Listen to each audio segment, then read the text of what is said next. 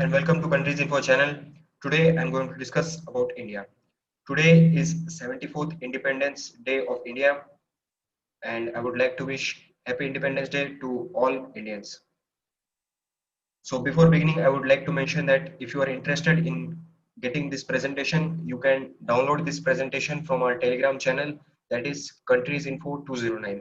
Here I have uploaded the presentation for various other countries also. Also, I would like to mention that I have collected the information from various sources.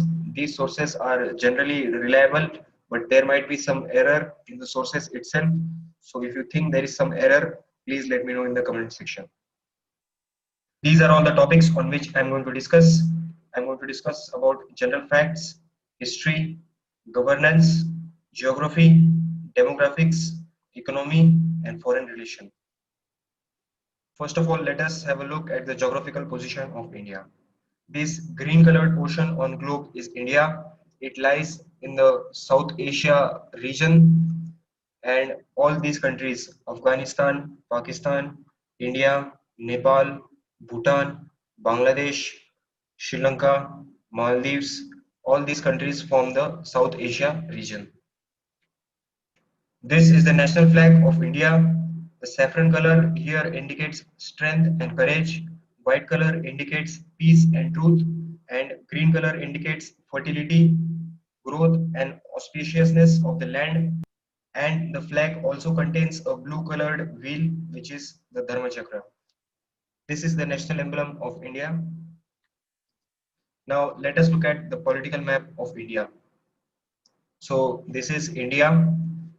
India shares land borders with 7 countries such as Pakistan, Afghanistan, China, Nepal, Bhutan, Bangladesh, and Myanmar. The maritime neighbors of India are Pakistan, Maldives, Sri Lanka, Myanmar, Thailand, and Indonesia. So India shares maritime borders with 7 countries. Some of the major cities of India are Delhi, Mumbai, Bangalore, Chennai, Hyderabad, Kolkata, and Ahmedabad. These are some of the major cities. Now let us move on to general facts. Official name of India is Republic of India and it is also called as Bharat. Capital city of India is New Delhi and the largest cities are Mumbai and Delhi. Official languages of India are Hindi, English, and 22 recognized regional languages. A person from India is called as Indian. The currency of India is Indian rupees. Now let us look at the currency. These are all the banknotes and the coins which are frequently being used, and they are valued as 5, 10, 20, 50, 100, 200, 500, and 2000. The coins are valued as 1, 2, 5, and 10 rupees. As of now, 1 US dollar is approximately equal to 77 Indian rupees. India has population of around 1.4 billion and this makes it the second most populous country in the world. And it is said that by 2027, India will be the most populous country in the world. Area-wise, India is the 7th largest country in the world. The percentage of water is around 9.6. India follows a time zone which is 5.5 hours ahead of Greenwich Mean Time. Human Development Index of India is 0.647. Now, briefly, let us look at the history. So, I have mentioned only the key points. History can be seen as ancient India, which included period such as Vedic period. Then comes the medieval India. Then comes the early modern India, which included empires such as Mughal Empire, other regional empires, and British East India Company. After 1858, India became the colony of Britain, and on 15th August 1947, India became independent. So I have mentioned only some of the key points. in the history. Now moving on to the next point, that is governance. The executive branch consists of president, prime minister, cabinet of ministers and civil servants. The legislative branch consists of bicameral parliament. First one is the Lok Sabha, that is the lower house, consisting of 545 members having the term of 5 years. Then comes Rajya Sabha, which is the upper house, and it has 245 members and they have a term of 6 years. In judicial part, there are various courts such as Supreme Court, High Court, trial courts, various tribunals, and other district courts. India is a federal parliamentary constitutional republic. President is the head of state and has a term of 5 years. Prime Minister is the head of government and has a term of 5 years. And in India follows a multi-party system. This is the Parliament building of India. It is circular in shape. Now let us look at the administrative divisions. India has 28 states or provinces and 8 union territories. In this map, we can see various states and union territories. Now let us look at the population density map of India. Population, as we can see in this map, is fairly uniformly distributed throughout the country, except in the northern and northeastern parts, and also in the desert part of Rajasthan. Now let us look at the geography of India. India is a peninsular country. That means it is surrounded by water from three sides. In the west, we have Arabian Sea. In the east, we have Bay of Bengal, and in the southern side, we have Indian Ocean. Major mountain ranges of India are Aravalli, Karakoram, Himalayas, Western Ghats, and the Eastern Ghats. So these are some of the major mountain ranges. Some of the major rivers are Ganga, Brahmaputra, Godavari, Krishna, Indus, and etc. India has a desert and arid region which lies in Rajasthan. It is known as Thar Desert. Longest river is Ganga and it is one of the most important river of the country. Highest point is Mount Kanchenjunga, which is 8,586 meters above mean sea level. It lies over here. Now let us look at the climate map of India.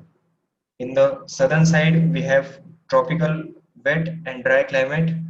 In the arid region of Rajasthan, we have desert-like climate. And in the north and the central part over here, we have humid climate. And in the Himalayan regions, we have polar climate. Now let us move on to the next topic, that is demographics. Firstly, let us look at ethnic groups. As such, no ethnic groups are being identified by the government. So government does not identify any ethnic groups present in India. Now let us move on to the next topic, languages spoken. So Hindi is the first language of around 43.6% of the population. Then comes Bengali around 8%, Marathi 7%, Telugu around 7%, Tamil around 6%, Gujarati around 5%, Urdu around 4%, Kannada around 4%, Odia, Malayalam, Punjabi, Assamese, Maithili, and various other languages. So there are number of languages that are being spoken in India. Now let's look at religion. Hinduism is followed by around 80% of the population, then Islam around 15% of the population, then comes Christianity around 3%, Sikhism around 2%, Buddhism, Jainism, Zoroastrianism, Judaism, various other tribal regions, Bahaya faith. So these are all the religions that are present in India. Now let us move on to the next topic, that is food. Roti, a thin flat bread made from wheat, is usually served with curry or dal, is the staple food in the northern and the central part of India. Rice is the staple food in the southern and the northeastern part of India. Tea with milk and sugar is popular throughout India. Now let's move on to the next topic, that is sports. Cricket is the most popular sport in India. There are several traditional indigenous sports which remain fairly popular, and they are Kabaddi, Kho-Kho, Pahalwani, and Gilli Danda. It is also said that chess has been originated in India, and in India it is called as Chaturang. Now let us look at the economy. India is a developing country and emerging economy falling under the lower middle income economic group. India is the fifth largest economy by nominal GDP and the third largest by purchasing power parity. India ranks second globally in food and agriculture production. Indian IT sector is a major exporter of IT services. India has the world's fourth largest natural resources reserve.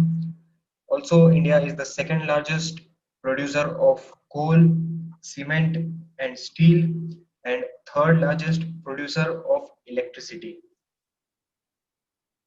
It is estimated that tourism contributed around 9.2% to India's GDP and around 8.1% to total employment in 2018. Now let us look at the contribution of various sectors to the GDP. Service sector contributes the most, then comes the industrial sector, then comes the agriculture sector. Now let us look at the workforce distribution by occupation. Agriculture sector employs the most, around 44% of the workforce. Then comes the service sector, around 31%, and lastly the industrial sector, around 25%. These are some of the main import partners of India, which includes countries such as Arab countries, China, Southeast Asian countries, European Union, United States, South Korea, Japan, and these are the goods that are being imported by India. These are the main export partners of India, and they include Arab countries, European Union, United States, Southeast Asian countries, China, Japan, and South Korea. These are some of the major goods that are being exported by India. Now let us look at the foreign relations of India.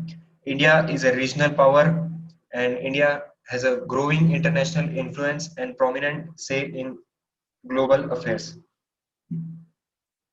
India maintains diplomatic relation with almost all of the nations around the globe.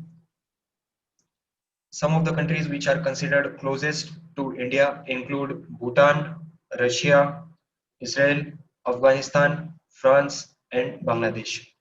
India has had strained relations with Pakistan and China in the past. India is a part of United Nations, BRICS, G20, World Trade Organization, SAARC, BIMSTEC, SCO, and various other international organizations. So these are all the reference sites from where I have collected the information. Next video I'm going to make on Sri Lanka. Thank you for watching the video and stay tuned for the upcoming videos. Thank you.